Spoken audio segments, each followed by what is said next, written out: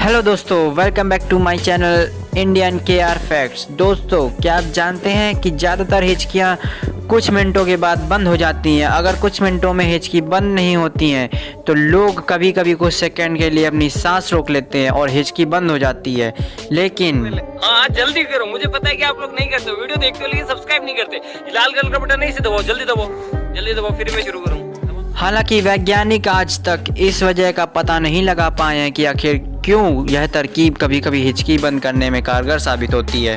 दोस्तों, अगर आपके भी हिचकी आती है तो आप भी कुछ सेकंडों के लिए अपनी सांस रोक लें। यदि हिचकी बंद हो जाती है तो हमारे चैनल को सब्सक्राइब करें, वीडियो को लाइक करें और दोस्तों कमेंट बॉक्स में अपना नाम ज़रूर लिखिएगा।